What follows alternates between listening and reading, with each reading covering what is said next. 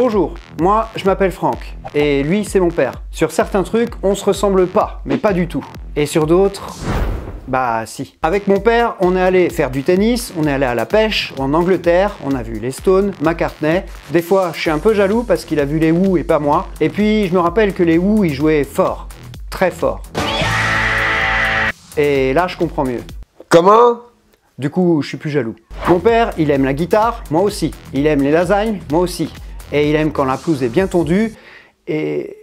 Bon, joker. Un jour, je me suis demandé pourquoi on se ressemble autant avec mon père. Je lui ai demandé son avis, il m'a dit que c'était sûrement génétique. Alors, je me suis rappelé que mon père, il avait une famille de fous furieux.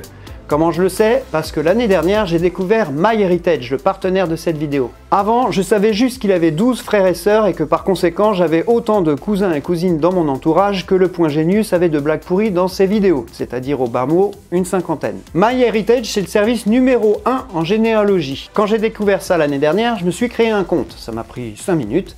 J'ai renseigné quelques infos dont j'avais connaissance et très vite, le site m'a trouvé des ascendants en recoupant ces millions d'utilisateurs et ces 33 milliards de documents officiels comme des extraits d'actes de naissance, de décès ou de mariage. Je me suis pris au jeu, je suis remonté, j'ai dit à mon père le nom de son père, il le savait, je lui ai dit que son grand-père était né à Serran-Foultourte, il le savait pas, mais il a pas eu l'air d'en être fier non plus. Je suis remonté le plus loin possible pour jouer, pour voir d'où je venais, du côté de ma mère jusqu'à 11 générations, mais le grand mystère, c'est quand je suis arrivé jusqu'à elle. Elle, c'est Julie, et c'est la première occurrence de mon nom de famille dans mon arbre généalogique. Avant elle, on n'existe pas, après elle, bah y a nous tous. Sauf qu'à l'époque, quand t'es une femme, ton nom, tu le tiens de ton mari. Et là, aucune trace. Rien.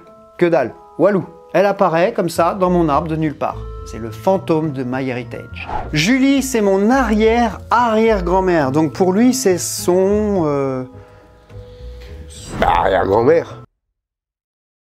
Oui, voilà. Mais je ne perds pas espoir parce qu'avec son algorithme surpuissant, MyHeritage trouve régulièrement de nouvelles correspondances. Et de proche en proche, je m'attends à tout instant à en découvrir un petit peu plus sur cette fameuse Julie, qui est née en 1858 et qui a engendré tout ce bordel. En attendant, je m'amuse à redonner vie à mes ancêtres en recolorisant leurs vieilles photos et en les animant. En ce moment, vous avez 14 jours d'essai gratuits pour vous plonger dans votre ascendance. Essayez, vous allez vous prendre au jeu. Et qui sait, peut-être que vous aussi, vous tomberez nez à nez avec votre Julie, l'énigme de votre famille, que vous vous surprendrez à vouloir résoudre tel un Hercule Poirot dans un roman d'Agatha Christie. Merci encore à MyHeritage de soutenir la chaîne en sponsorisant cette vidéo. Comment?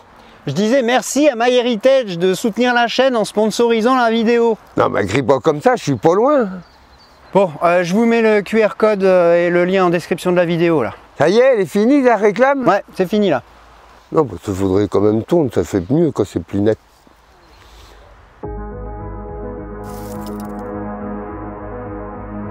D'aussi loin que la littérature s'est emparée du thème des robots, l'idée d'un monde gouverné par les machines a hanté la fertile imagination des auteurs de science-fiction. Dans Simulacron 3 de Daniel F. Galouye, les protagonistes évoluent dans une ville virtuelle gérée par ordinateur sans avoir conscience de n'être que les éléments d'une simulation informatique. Au cinéma, le classique Tron relate l'histoire d'un développeur projeté dans un monde numérique. Et bien entendu Matrix, où les machines cultivent les humains et leur énergie pour asseoir leur domination sur le monde. Pendant plusieurs dizaines d'années, j'ai cru que ces histoires n'étaient qu'inventions et balivernes. De brillantes créations de l'esprit, certes, mais dont l'importance prenait fin lorsque notre réalité reprenait le dessus. Et pourtant, j'avais tort. Ce monde parallèle gouverné par les machines existe bel et bien. Et accrochez-vous, nous évoluons chaque jour en son sein. La raison qui m'a fait découvrir la vérité, c'est une simple évolution dans ma vie personnelle. Un simple changement de paradigme qui m'a permis d'ouvrir les yeux sur le vrai visage de ce monde parallèle qui gouverne notre société. Je suis célibataire.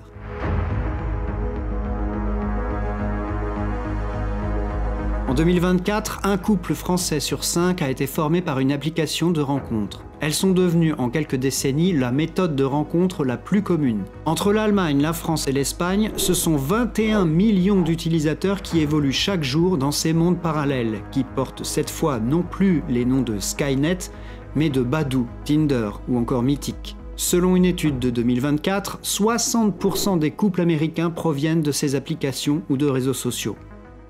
Ces programmes informatiques sont les dieux de ce monde parallèle. Ils décident de nos rendez-vous, gouvernent littéralement notre façon de tomber amoureux. Mais vous allez le voir, agissent également sur notre santé ou décident de notre avenir professionnel. Nous leur avons confié nos vies et ce pouvoir gigantesque sur la race humaine leur est permis, tenez-vous bien, grâce à un simple théorème mathématique.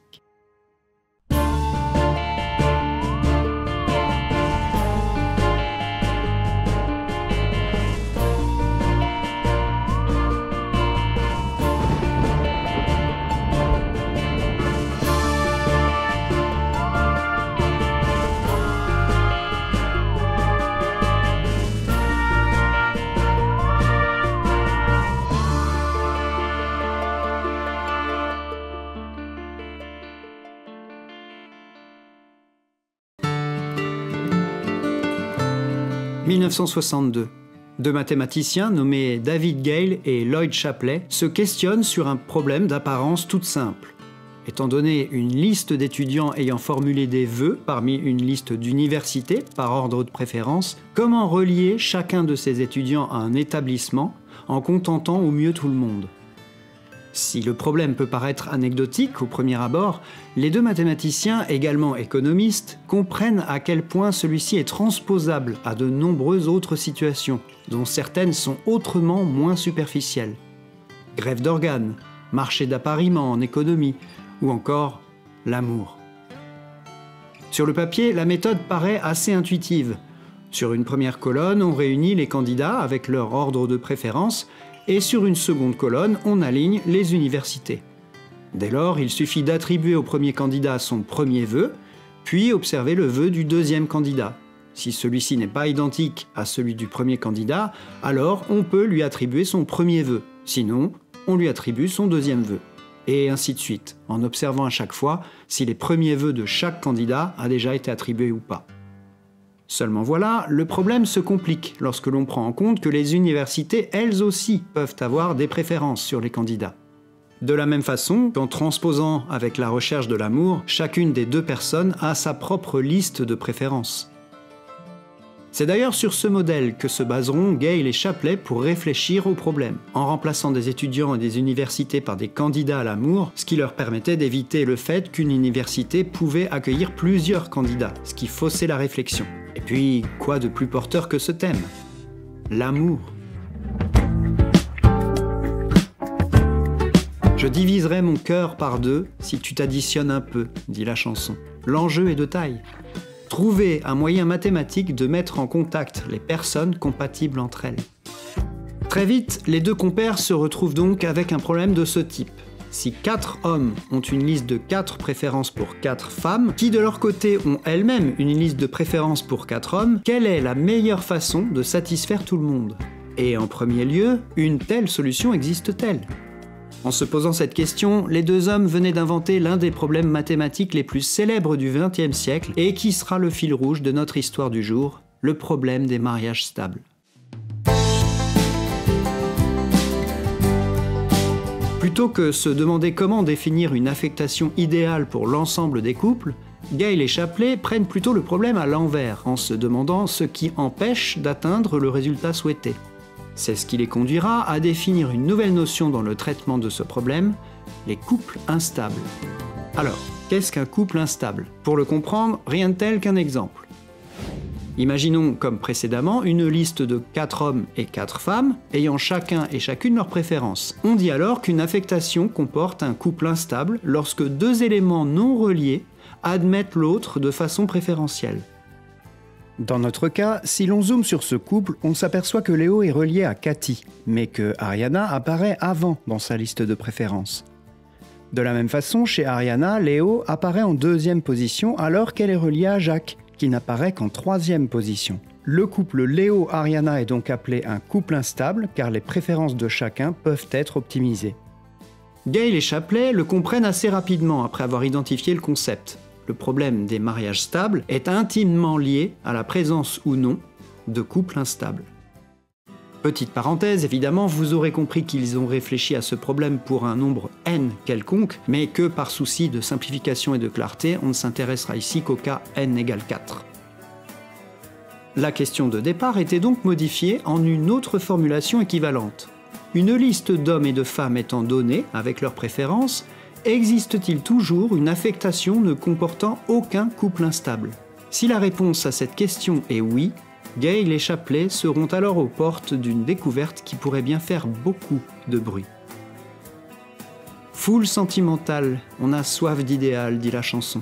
Pour répondre à cet idéal, les deux hommes vont mettre en place un algorithme, très simple et pourtant redoutablement efficace, qui fonctionne comme suit.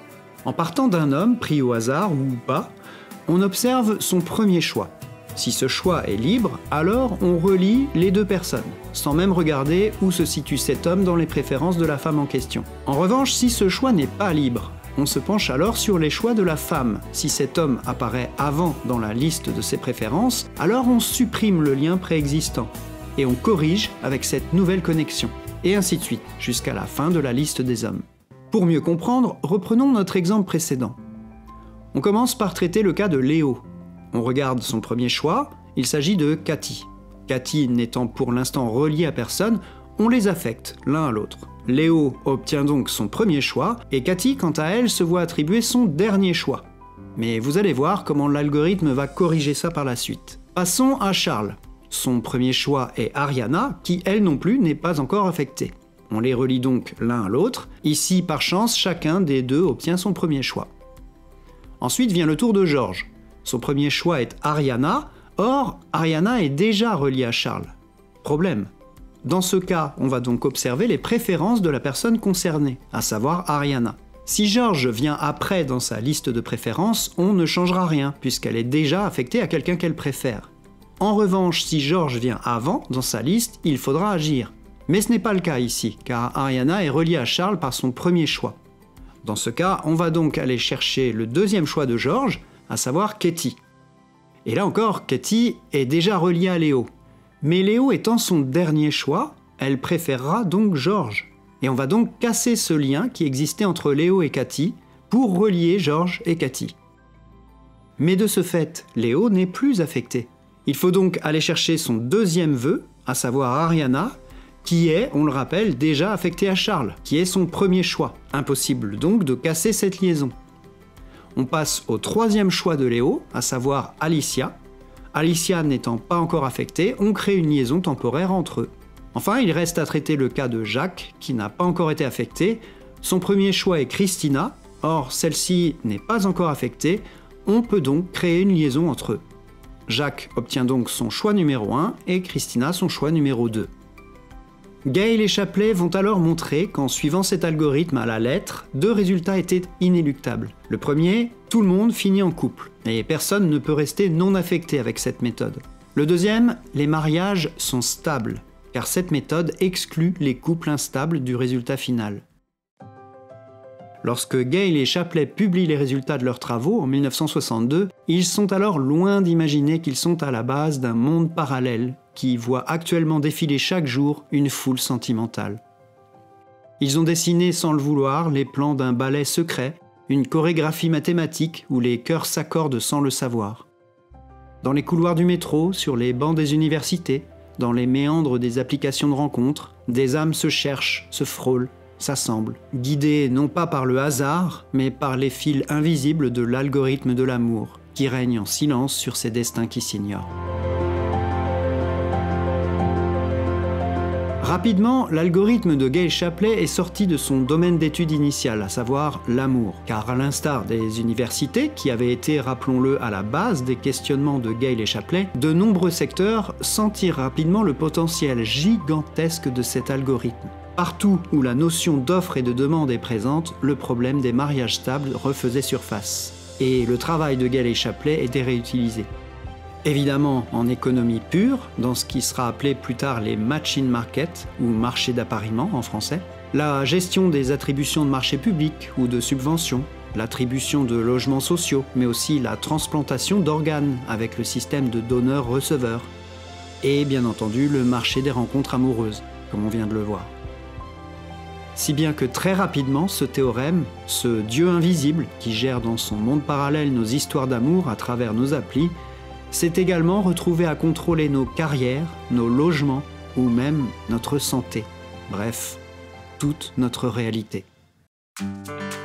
Une étude menée par les chercheurs et chercheuses Michael J. Rosenfeld, Ruben J. Thomas et Sonia Hausen montre qu'en 1945, le pourcentage de couples américains formés via des amis était de 22%, augmentant même jusqu'à 27% en 2000. Et puis, le monde parallèle est arrivé. Et en l'espace de 15 petites années seulement, il a pris la place de l'amitié, du hasard, atteignant jusqu'à 60% des couples formés aux États-Unis. Dans ce monde parallèle, il n'est plus question de regards qui se croisent ou de rencontres fortuites. L'inéluctable y a remplacé l'inexplicable. Seulement voilà, aussi puissant qu'il puisse paraître, cet algorithme a trouvé ses limites. Sa plus grosse faiblesse vient de son asymétrie. En effet, il est basé sur deux camps qui ne sont pas égaux devant lui. Ces camps peuvent s'appeler les hommes et les femmes, les hôpitaux et les internes, ou encore les universités et les étudiants. Et le principe, on l'a vu, c'est que c'est toujours le même camp de gauche qui propose. Et à ce titre, lorsque l'on creuse un peu dans les tréfonds de cet algorithme, on s'aperçoit que le camp qui propose obtiendra toujours le meilleur match possible parmi tous les appariements stables, alors que l'autre camp n'obtiendra que son pire match possible, toujours parmi les appariements stables. Tout dépend donc énormément de quel côté de la barrière on se trouve.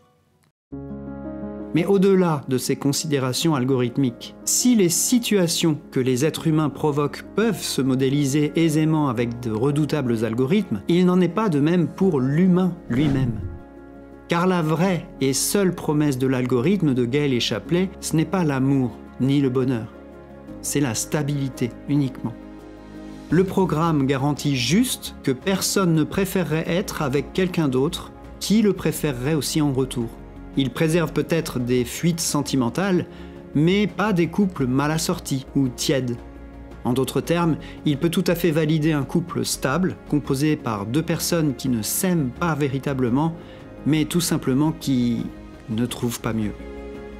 Dit autrement, cet algorithme peut être faussé car l'être humain n'a que rarement des préférences figées sur le long terme. Précisément parce que nous sommes humains, nos goûts changent et nous ne sommes finalement que des contradictions ambulantes.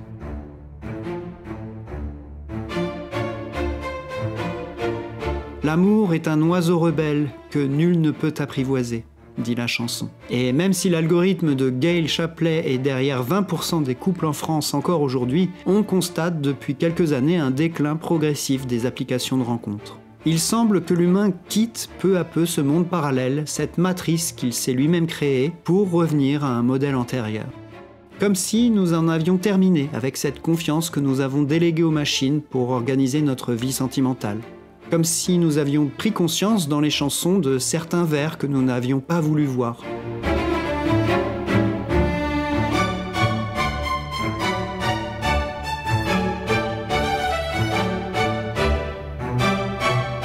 Et parce que l'acceptation de ne plus avoir le contrôle, de laisser les choses se faire, parce que le lâcher-prise est si important dans les relations amoureuses, voilà peut-être la seule fois où le dicton de cette chaîne trouve lui aussi ses limites. Ne prenez pas de risques, calculez-le, mais en amour, pas trop quand même.